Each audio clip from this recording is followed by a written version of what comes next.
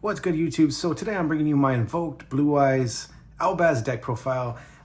Mixing up a lot of stuff at the moment. Currently mixing up a lot of different Blue Eyes variations. Seems like a lot of people are interested in the Albaz stuff, so did decide to mix it in with the Invoked package as well.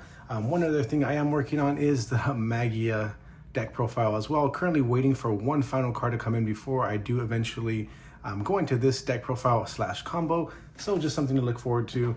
With that in mind, let's just go straight into the deck profile. So to begin the deck, we do have the Invoked package. We have 3 Aleisters, 1 Invocation, 2 Magical Meltdowns, and 1 Terraforming. I am waiting for my other 2 Platinum Rare Magical Meltdowns, so I do feel if you are going to be running this deck, 3 is ideal for Magical Meltdowns just because it gives you more chances to see it, and then Terraforming is just really great because in case your Link 1 does get disrupted, you also have another option with Terraforming to get into your Blue Eyes field spell. Then to go into the Blue Eyes portion, we have typical stuff, 3 Sage with Eyes of Blue, 3 Maiden of White, 3 Wishes for Eyes of Blue, 2 Blue Eyes. Then we have the bricks. We're running the Synchro Rumble, Roar, True Light, Mausoleum, and Majesty. And I guess if you want to throw in bricks, the 1 Fallen of Albaz as well. Very typical stuff. I do have Synchro Rumble in here because I'm going to be going over the Crimson Dragon stuff as well. I finally got all those cards in, so we'll see. I'm going to do a test on the end. If we end up getting into the combo, I'll go through it. If not, I'll probably make a separate video showing the Crimson Dragon stuff, just showing you the full ceiling of what this deck can do. Then we have some consistency stuff, just to kind of help us when we do get hand trapped, Call by the Grave, Triple Attack, and Pot of Prosperity. I am also running Crossout Designator. However, I did misplace it, so just consider it right here. Then we have our hand traps. 3 Ash, 3 Effect Veiler, 3 Nib, 3 Infinite Impermanence.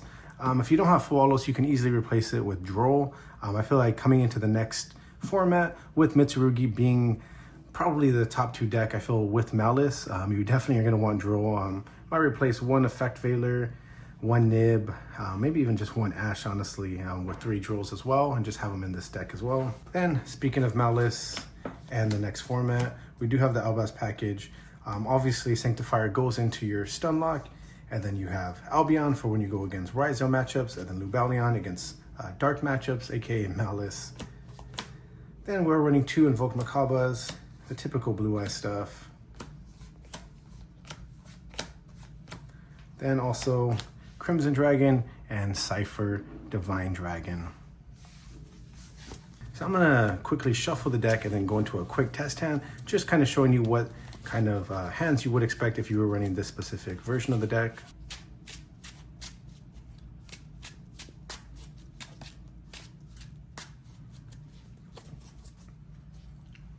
So we got Infinite Impermanence, 2 Infinite Impermanence, okay.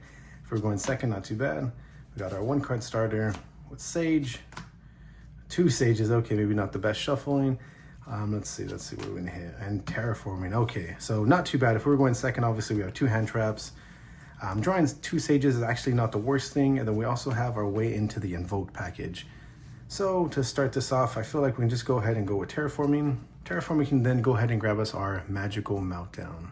Go ahead and activate our Magical Meltdown, which can grab us our Aleister. So we get Aleister from the deck. Now we can go ahead and normal summon Aleister. Aleister will grab us our Invocation. Then we can go ahead and link Aleister off and go with our Spirit with Eyes of Blue.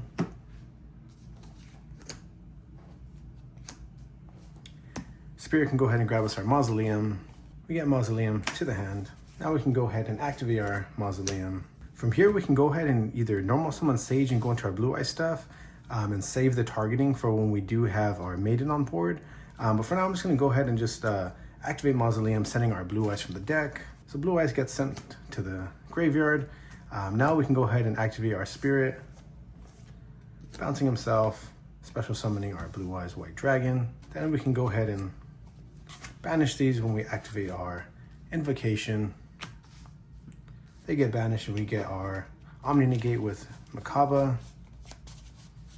So Mechaba comes on board.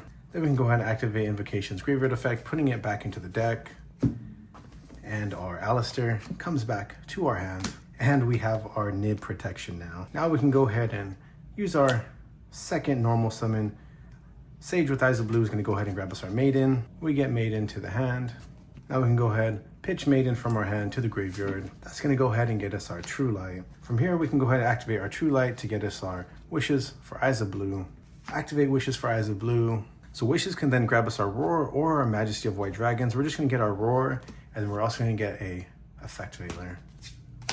So we now have 6 cards in hand, True Light on board. From here we can just go ahead and do our Wishes for Eyes of Blue, banishing it. Ultimate Dragon attached to our Blue Eyes White Dragon. Now we can make our Blue Eyes Spirit Dragon. Then we can go ahead and activate our Roar of the Blue Eyed Dragon, getting our second Blue Eyes White Dragon from the deck, thinning our deck of our bricks.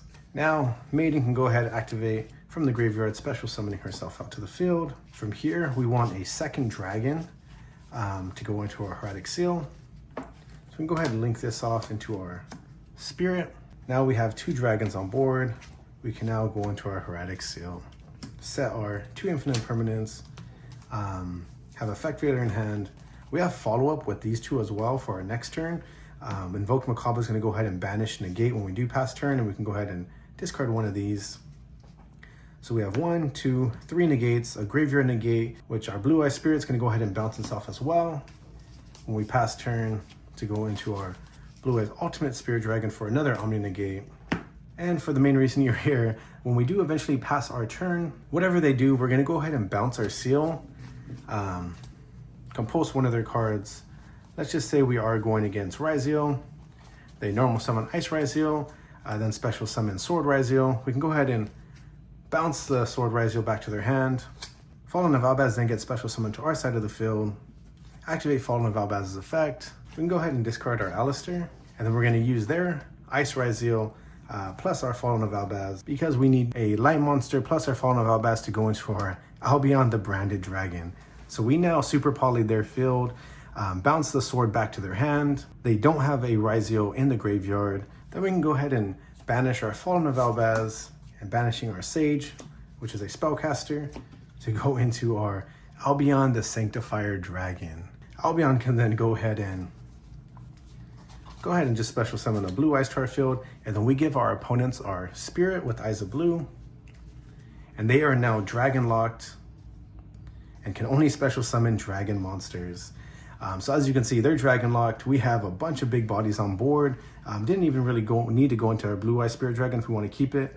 In case they do have something for the graveyard, still have the monster negate / banish, 2 set Infinite Impermanences, bunch of 2k dragon monsters ready to go for game on the next turn. One other thing I did forget to do, actually, you do always want to special summon in defense, because when we do pass turn, we do not want their Spirit with Eyes of Blue to crash into our monsters. So when you are special summoning, that is something to remember during your turn 1 plays, to always put them in defense so they are unable to crash.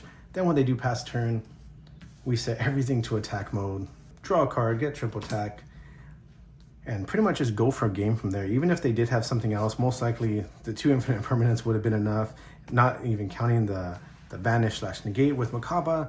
And then we also have True Light for recursion as well, to just go ahead and rebuild our board. But as you can see, just very powerful end board. The Invoked engine itself is very strong. Then when we add in the Albaz lock, I feel like it just gives the deck a higher ceiling that the regular Blue Eye stuff just doesn't have at the moment. It is very consistent, however, having the bricks, and then with the other decks such as Banlist and now Mitsurugi, their ceilings are just so much higher. We need stuff like the Stun Lock to kind of keep up with those type of decks. So if you're interested in more of the Albaz stuff, feel free to comment, let me know. I can continue to make these type of videos. Again, I am also going to be making a Dragon Master Magia deck profile with the Blue Eye stuff, and just showing you how to get into him as well.